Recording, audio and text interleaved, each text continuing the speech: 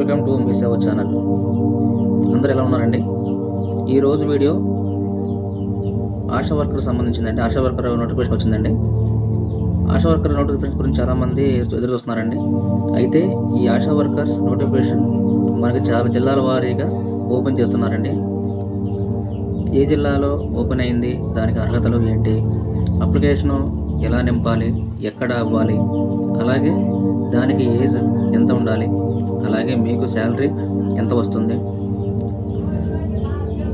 జిల్లాల వారీగా అన్నారు కదా.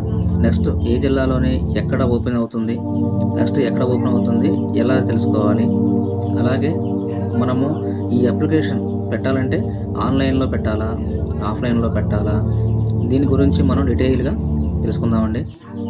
అయితే చాలామంది మన ఛానల్ సబ్స్క్రైబ్ చేయకుండా చూస్తున్నారండి. ప్లీజ్ సబ్స్క్రైబ్ మై ఛానల్, మీ సేవ ఛానల్. ఒక లైక్ ఇస్తే చాలా విషయాలు మీ ముందుకు తీసుకొస్తానండి. ఇప్పుడైతే కనుక మీరు అసలు ఎలా ఓపెన్ చేయాలి, ఎలాగా మీరు డౌన్లోడ్ చేసుకోవాలి, నోటిఫికేషన్ని ఎలా డౌన్లోడ్ చేసుకోవాలి, చేసుకున్న తర్వాత అప్లికేషన్ ఎలా ఫిల్ చేయాలి, అలాగే చాలామంది ఏంటంటే అప్లికేషన్ ఫిల్ చేయడం తెలియటం లేదండి. నేను క్లియర్గా చెప్తున్నానండి. అప్లికేషన్ ఎలా చేయాలి ఏంటో అనేసి మీ మొబైల్లో కూడా మీరు డౌన్లోడ్ చేసుకోవచ్చు. ప్రింట్ అవుట్ మాత్రం ఏంటంటే మీరు ఎక్కడైనా నెట్ సెంటర్లో కానీ మీ సేవలో కానీ ఎక్కడికైనా వెళ్ళి తీసుకోండి. సో మీరు తీసుకొని దానితో ఇవన్నీ కూడా యాడ్ చేయాల్సి ఉంటుందండి. దాంతోపాటు ఇవన్నీ కూడా సర్టిఫికేట్స్ పెట్టవలసి ఉంటుంది. వాటికి సంబంధించిన సర్టిఫికేట్స్ ఏమిటో కూడా మనం ఇప్పుడు తెలుసుకుందామండి. అలాగే ఇప్పుడైతే కనుక నోటిఫికేషన్ ఎలా ఓపెన్ చేసి ఎలా అప్లై చేయాలి ఏంటో మీకు చూపిస్తానండి. అలాగే లాస్ట్ డేట్ కూడా ఇచ్చారన్నమాట.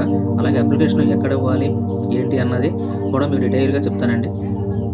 మొదటిగా మీరు గూగుల్ ఓపెన్ చేసి అనకాపల్లి డిస్ట్రిక్ట్ అని కొట్టండి. అలా కొడితే ఇలా వస్తుందన్నమాట.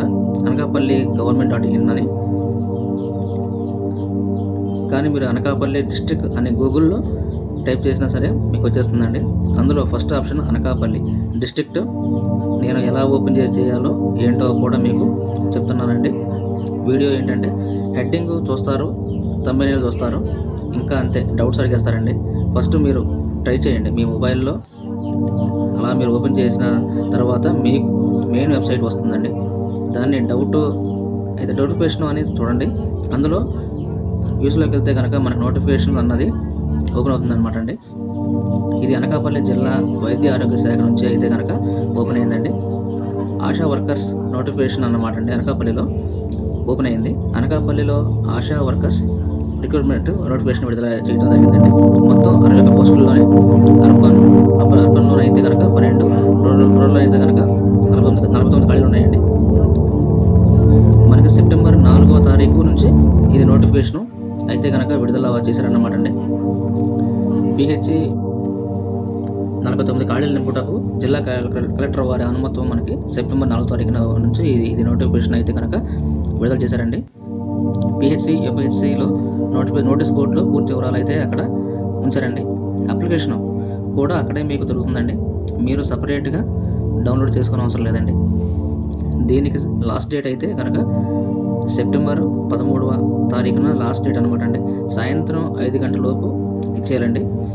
ఎంపిక విధానం అయితే కనుక గ్రామీణ పట్టణ ప్రాంతాల్లోనే మహిళ, అదే గ్రామీణ ప్రాంతాల్లోనే పట్టణ ప్రాంతాల్లో నివసితులే ఉండాలండి. అంటే మీరు అక్కడ నివసిస్తూ ఉండాలి. మీ అడ్రస్ ఒకే చోట, మీరు ఒక చోట ఉండకూడదండి. మీరు ఎక్కడ వాళ్ళకి అక్కడే వస్తుందండి. అలాగే దీనికి వయసు అయితే మాత్రం 20 సంవత్సరాల నుంచి 45 సంవత్సరాల వరకు అండి మధ్య ఉండాలండి. వివాహిత విధవరాలు, ఒంటరి మహిళ అయితే కనుక ఎక్కువ ప్రాధాన్యత కూడా ఉంటుందండి. విద్యార్హత అయితే కనుక కనీసం 10వ తరగతి, అలాగే ఇంటర్మీడియట్ చదివిన వారికి కూడా ప్రాధాన్యత ఉంటుందండి. 10వ తరగతి అయితే మెయిన్ మాట అండి. ఇంటర్ చదివిన వాళ్ళు కూడా దీనికి అప్లై చేసుకోవచ్చు. పరిచయం, శక్తి, నాయకత్వ లక్షణాలు ఉండాలండి కంపల్సరీ. అంటే మనం ఉంటున్న ఏరియాలోనే కొంత మన అందరితోనూ కూడా మనం అంటే తెలిసిన వారే ఉండాలండి. ఆశా మహిళలకు కుటుంబం నుండి పూర్తి మద్దతు ఇవ్వాలండి. అంటే వాళ్ళ కుటుంబ సభ్యుల మద్దతు కూడా కంపల్సరీ ఉండాలండి. ప్రతి గ్రామీణ ప్రాంతాల్లో 1000 నుండి 1500 మంది జనాభాకు ఒక ఆశా వర్కర్ అండి. నియామకం ఉంటుందండి. అలాగే పట్టణ ప్రాంతాల్లో 2,500 నుంచి 3,000 జనాభా వరకు ఆశా వర్కర్ కనుక ఉంటారండి. గ్రామీణ ప్రాంతాల్లో విలేజ్ హెల్త్ మరియు కమిటీ, పట్టణ ప్రాంతాల్లోనే అర్బన్ హెల్త్ శానిటరీ కమిటీ ద్వారాగా సమావేశం జరిపి మొత్తం వచ్చిన అప్లికేషన్లు అన్నీ కూడా ఎంట్రీ చేసుకొని వాటిలో 3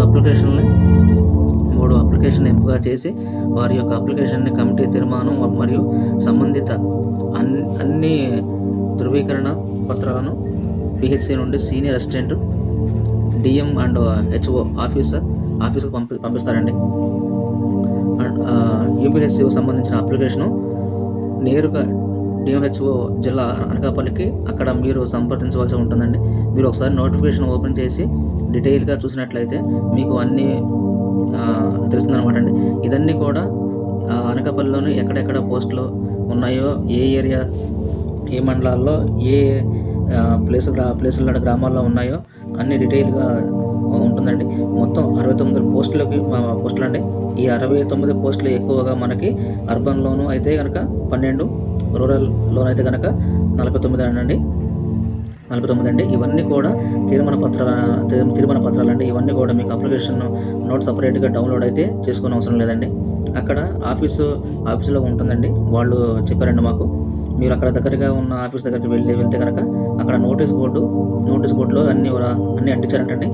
దాంతోపాటుగా మీరు కూడా అక్కడ అన్నీ తెలుసుకొని ఒక్కొక్కటి అడిగి, ఒకవేళ తెలియకపోతే ఎవరైనా అడిగి నింపండి.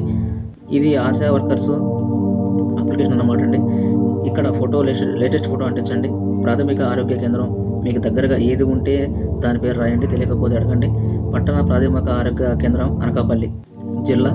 మీ ఏరియా ఎక్కడ, మీ గ్రామం పేరేంటి, మీ వార్డు నెంబర్ ఏంటి, సచివాలయం పేరేంటి, సచివాలయం కోడ్ ఉంటుందండి, ఆ కోడ్ కూడా తెలుసుకోండి. ఏంటి వివరాలు మాత్రం ఖచ్చితంగా రాయండి. అలాగే మీ పేరు, మీరు 10th క్లాస్లో ఎలా ఉంటే అలాగే రాయండి. ఆధార్ కార్డులో ఒకలాగా, ఓటర్ కార్డులో ఒకలాగా ఉంటే కనుక అలా కాదండి. 10th అడుగుతున్నారు కనుక 10th ప్రకారం రాయండి. తండ్రి పేరు లేదా పెళ్ళి అయిపోతే భర్త పేరు, మీ చిరునామా మొత్తం డీటెయిల్గా మీ అడ్రస్ రాయాల్సి ఉంటుందండి. ఎందుకంటే మీరు నాన్ లోకల్ అని తెలిసేదన్నమాట. దీని ద్వారానే కనుక మీ అడ్రస్ని మాత్రం డీటెయిల్గా రాయడం మర్చిపోకండి. అలాగే పుట్టిన తేదీ, మీరు 10thలో ఎలా ఉంటే అలా మీ అప్లికేషన్ అయినా సరేనండి. ఈ అప్లికేషన్ అయినా సరేనండి 10th ప్రకారం చేయండి. ఆధార్ ప్రకారం చేయకండి. అలాగే ఆధార్ కార్డు నెంబర్ కూడా రాయండి. బీసీ, ఎస్టీ, ఎస్సీ, మీ కులం ఏంటి, ఓబీసీ అది కూడా రాయండి. విద్యార్హత 10వ తరగతి అయితే 10వ తరగతి ఉత్తీర్ణత కనుక 10వ తరగతి రాయండి. లేదా ఇంటర్మీడియట్ అయితే ఇంటర్మీడియట్ అని రాయండి. ఆ పైన క్వాలిఫికేషన్ ఉంటే మరి తీసుకొని అన్నారండి ఒక మాట. ఎందుకంటే 10th, ఇంటర్ వరకు మాత్రమే ప్రాధాన్యత ఇస్తారంటండి. విద్యార్హత అయిపోయిన తర్వాత మొబైల్ నెంబర్ మాత్రం డీటెయిల్గా ఇవ్వండి. ఎందుకంటే నెక్స్ట్ ప్రాసెస్ మీకు మొబైల్ ద్వారానే వచ్చిందండి కనుక ఫోన్ కాల్ కానీ, మెసేజ్ కానీ ఏదైనా. సో మీ మొబైల్ అయితే కనుక ఖచ్చితంగా నెంబరు రాయండి. మీరు 10th క్లాస్ చదివిన ఈ సంవత్సరం ఎక్కడ, మీరు ఏ స్కూల్లో చదివారు, అలాగే మీకు ఏ క్లాసు చదివచ్చింది, ఫస్ట్ క్లాస్, సెకండ్ క్లాసా, అలాగా 10వ తరగతి ఉత్తీర్ణత పొందిన మొత్తం మార్క్స్ ఎన్ని, అవన్నీ కూడా ఇవ్వండి. ఎందుకంటే మీరు ఏదో ఇచ్చేయకండి. దీన్ని ఏంటంటే వెరిఫికేషన్ చేస్తారండి. మీ సర్టిఫికేట్స్ని మనం ఏదో డీటెయిల్స్గా చేస్తున్నాము అని అనుకుంటున్నారు, కానీ అన్నీ సర్టిఫికేట్ కూడా వెరిఫికేషన్ అన్నది చేశాక అన్నీ కరెక్ట్గా ఉంటేనే అప్పుడు మళ్ళీ మనకి కాల్ వస్తుందండి. అలాగే ఇంటర్మీడియట్ చేసిన వాళ్ళైతే కనుక ఇంటర్మీడియట్ ఎక్కడ మీరు చదివారు దాని డీటెయిల్స్ కూడా రాయండి. అలాగే తెలుగు మరియు చదవటము రాయటము కంపల్సరీ అండి. ఇది ఖచ్చితంగా రావాలండి. ఎందుకంటే మనకి ఆంధ్రప్రదేశ్లో కనుక ఇది కంపల్సరీ, తెలుగు అన్నది కంపల్సరీగా రావాలండి. మీరు ఇచ్చిన డీటెయిల్స్ అన్నీ కరెక్ట్గా, ఇది డిక్లరేషన్ అన్నమాట అండి. సంతకం ప్లేస్ రాసి మీరు అక్కడ ఇవ్వాల్సి ఉంటుందండి. దీంతో పాటు caste income, Aadhaar card, 10th class study, TC, తర్వాత మీకు ఇంకేమైనా సర్టిఫికేట్స్ ఉంటే ఆ సర్టిఫికేట్స్ అన్నీ కూడా ఎన్నో ఈ అప్లికేషన్ కలిపి మీరు అక్కడ ఇవ్వాల్సి ఉంటుందండి. ఆఫీస్లోనే నేను చెప్పిన అనకాపల్లి అడ్రస్లో మీకు ఏమైనా డౌట్ ఉంటే కనుక మళ్ళీ వీడియో చూడండి, లేదా నోటిఫికేషన్ ఓపెన్ చేసి చూసుకోండి. ఈ వీడియో నచ్చితే కనుక లైక్ చేయండి, షేర్ చేయండి, సబ్స్క్రైబ్ చేయండి. మీ వాళ్ళందరికీ పంపించండి. ఇది మన డిస్ట్రిక్ట్ కాదు కదా అని చూసి వదిలేయకండి. ఇది ఏ డిస్ట్రిక్ట్లో ఉందో ఆ డిస్ట్రిక్ట్లో మన వాళ్ళు ఎవరైనా ఉన్నారేమో తెలుసుకొని వాటిలోని గ్రూప్స్లో కానీ పంపించండి. ఎందుకంటే మనం పెట్టొద్దండి, పెట్టే దారి చూపిద్దామండి. మలాంటి వాళ్ళు సపోర్ట్ చేయండి, మర్చిపోకండి. ఒక లైక్ ఇచ్చి సపోర్ట్ చేయండి.